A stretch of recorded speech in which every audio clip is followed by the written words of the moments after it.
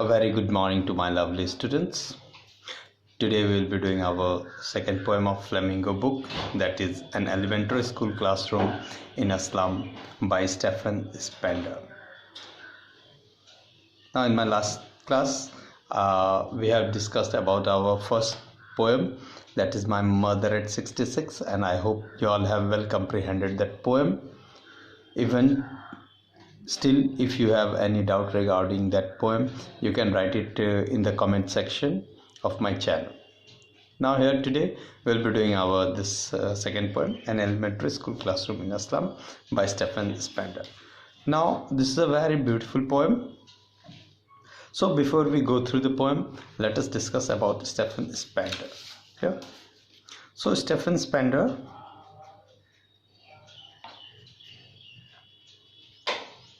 his reign was from 1909 to 1995.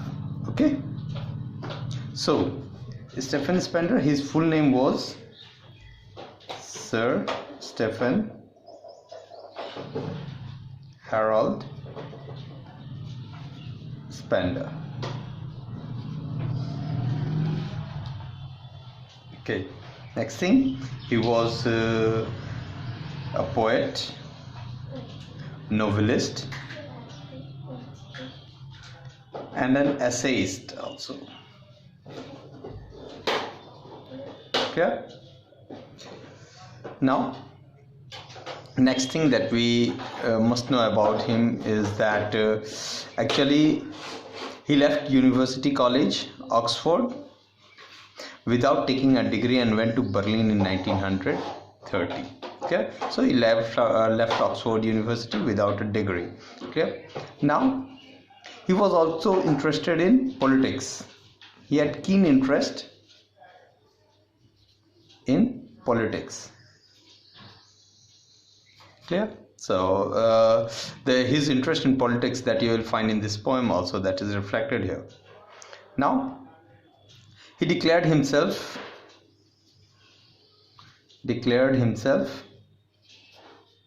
as a socialist and pacifist.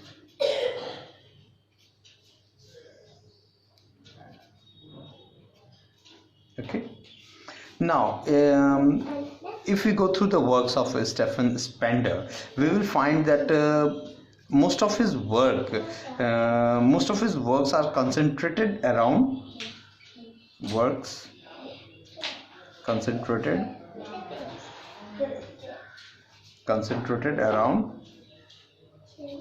class struggle and social injustice. Okay, so most of his poem that revolves around the same theme, that is class struggle, अमीरी गरीबी, उसके जो problems होते हैं, उनकी जो struggles होती हैं, that and social injustice. According to Stephen Spender, उनका ये मानना था कि जो हमारी जो रिसोर्सेज है, that should be equally distributed among different people. कोई अमीर कोई गरीब ना रहे, सब बराबर हो. वो उस विचारधारा के ये थे, ये हमारे पोएट थे, Stephen Spender. Clear? Now coming to the poem. Clear? Now look at the first stanza of this poem. Far from gusty waves these children faces. जैसा कि मैंने आपको इसके इंट्रोडक्शन में ही बताया कि Stephen Spender actually he used to write about class injustice and class struggle and social injustice के बारे में ही वो लिखा करते थे कि किस प्रकार से differences है. The difference between the rich and the poor is quite wide and it has to be minimized, it has to be reduced. वो उस विचारधारा के थे. और जैसा कि हम यहाँ भी पढ़ते हैं कि उन्होंने अपने आप को पैसिफिस्ट और सोशलिस्ट वो बुलाते थे. ठीक है, सोशलिस्ट कहते हैं वैसे लोगों को जो समाज के बारे में सोचते हैं, समाज के उद्धार के बारे में, सोसाइटी के कल्याण के बारे में. एंड पैसिफिस्ट वैसे व्यक्ति को कहते हैं जो ये मानते हैं कि वार जो है वो यूजलेस है, लड़ाई जंग जो है वो बेकार की चीज़ है, दैट इज़ नॉट जस्टिफाइड. वैसे लोगों को पैसिफिस्ट कहते हैं. क्लियर? ये सब चीज़ जानना हमारे लिए बहुत ज़रूरी है, सो दैट हम इस पोएम को बहुत अच्छी तरह से समझ पाए। अब देखते हैं इस पोएम में पोएट क्या लिखते हैं। क्या look at the first stanza. पूरे 4 स्टैंजा की ये पोएम है। You have 4 stanza. Now look at the first stanza. Far, far from gusty waves, these children faces like rootless weeds, the hair torn round their pallor, the tall girl with her weighed down head, the paper-seeming boy with rat's eyes, the stunted unlucky hire of twisted bones, reciting a father's grander disease. His lesson from his desk. At the back of the dim class, one unnoted, sweet and young, his eyes live in a dream of squirrels game in tree room other than this. So, अब देखते हैं first stanza में poet क्या कहते हैं। Poet कहते हैं far far from the gusty waves. Now poet जो है एक ही is talking about a school.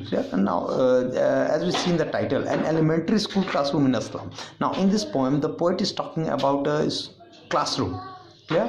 And where is this classroom situated? In a slum areas. वो दिल्ली बॉम्बे ये सब में आप देखते हो झुग्गी झोपड़ी वाले जो इलाके रहते हैं, that is known as slum areas. clear? यहाँ गरीब बच्चे ही आते हैं और they are not properly well maintained, they are not nourished, they have lots of problems. clear? तो ये बच्चे बहुत ही बैकवर्ड क्लास से आते हैं, बहुत ही ज़्यादा गरीब होते हैं। Clear?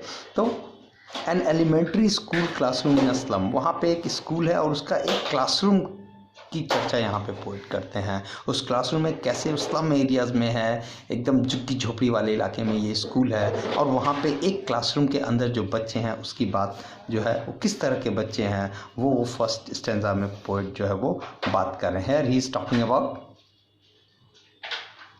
About the condition of children in the classroom. Clear? तो फर्स्ट स्टेंजा में पोएट जो है क्लासरूम के अंदर जो बच्चे हैं उनके बारे में बात कर रहे हैं। देखिए वो क्या बताते हैं उन बच्चों के बारे में। Far far from gusty waves these children faces, यानी कि यहाँ जो इस क्लासरूम के अंदर जो बच्चे हैं, क्लियर, इनकी जो चेहरे हैं चिल्ड्रन फेसेस वो कोसों दूर है। फार from gusty waves, gusty waves कहते हैं स्ट्रॉन्ग विंड को, फ्रेश एयर कह लो आप, फ्रेश एयर या स्ट्रॉन्ग विंड यानी कि आप ताजगी से कह सकते हो। तो यहाँ जो बच्चे बैठे हुए हैं एकदम निराश हैं, उदास हैं और उनके चेहरे पे कोई फ्रेशनेस नहीं है। क्लियर? इसलिए पोएट कहते हैं फार फ्रॉम गस्टी वेव्स, यानी कि ताजगी से कोसों दूर है, काफ़ी दूर है इन बच्चों के चेहरे। Like rootless weeds the hair torn round their pallor, और उनके जो बाल हैं, जो हेयर हैं, क्लियर, टॉर्न मतलब बिखरे हुए हैं, टॉर्न मीन्स बिखरे हुए, राउंड देयर पैलर, पैलर कहते हैं फेस को। क्लियर? तो उनके जो बाल हैं that is the hair of the children are compare to rootless weeds, weeds कहते हैं झाड़ी को, जंगल झाड़ जो होते हैं उसको कहते हैं। ठीक है? तो पोएट कह रहे हैं कि उनके जो बाल हैं वो सिल्की सॉफ्ट नहीं है, किस तरह के हैं, झाड़ी की तरह, जंगल झाड़ की तरह। ठीक है? और वो भी प्रॉपरली कॉम्ड नहीं है, प्रॉपरली मेंटेन्ड नहीं है, प्रॉपर हेयर कट नहीं है, वो क्या है, बिखरे हैं उनके चेहरे पे। The hair torn round their pallor. The tall girl with her weighed down head, और एक लंबी सी लड़की है, there is a tall girl in the sitting in the class and she is putting her head down. Clear? Might be she suffering. इस poem में poet कभी कहीं ये क्लियरली नहीं लिखते हैं कि why she is putting her head down, but it has to be understood, ये समझने की चीज़ है कि वो जो लड़की है she is suffering from the tortures, या आप कह सकते हो टेंशन्स कह सकते हो, यातना है, उसको चिंता है, बहुत सारी चीज़ों की चिंता है। आप लोग जब आप स्कूल में जाते हो तो आपको पढ़ाई के अलावा और कोई चिंता नहीं होती, लेकिन ये बच्चे जो हैं दे आर पुअर, इनके लिए पढ़ाई जो है वो सेकेंडरी चीज़ है।